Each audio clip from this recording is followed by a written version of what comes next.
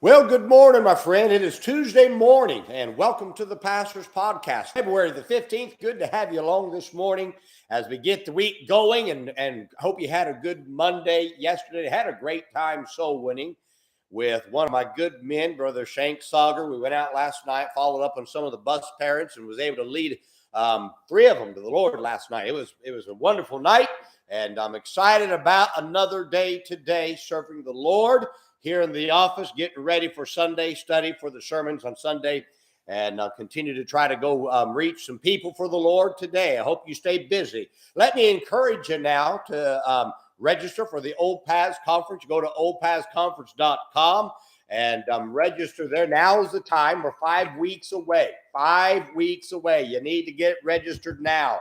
We're planning for you to come.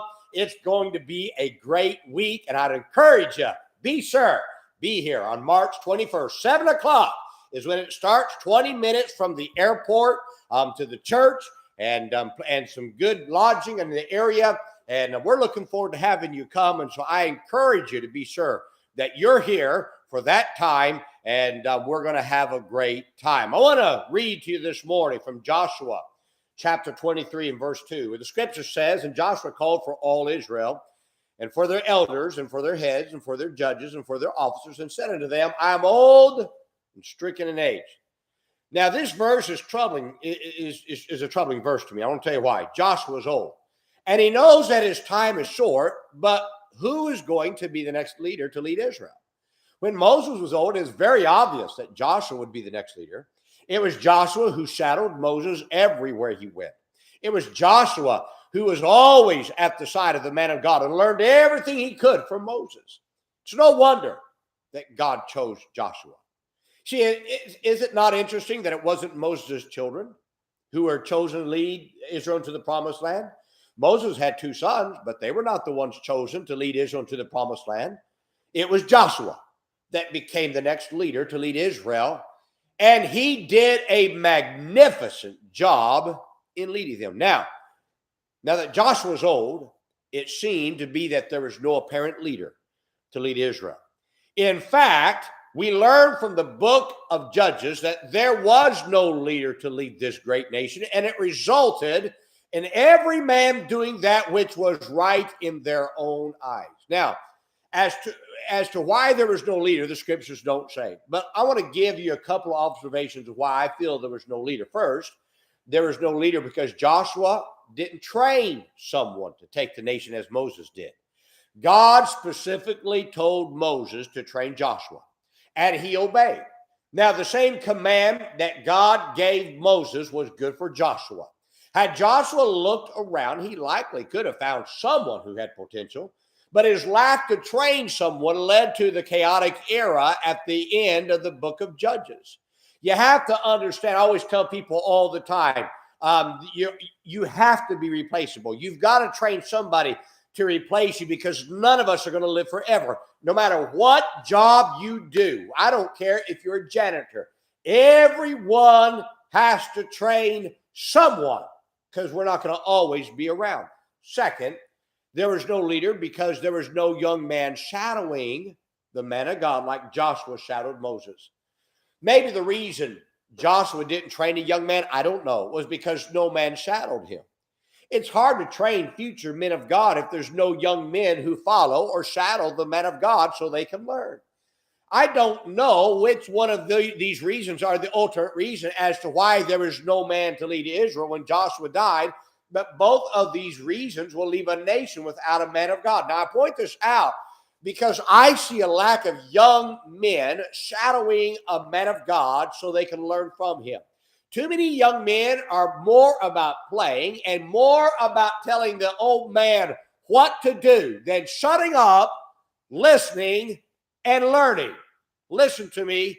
You can't be trained when you're more interested in creating your name by throwing out the past out and by criticizing the older man and by not letting him teach you.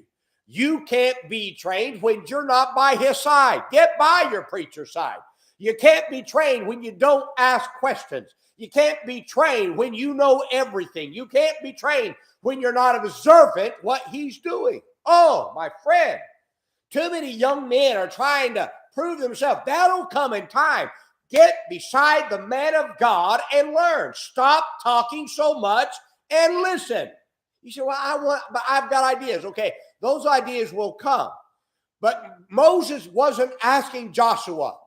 Joshua sat and looked at Moses and observed everything and learned everything. And that's why he became that next leader.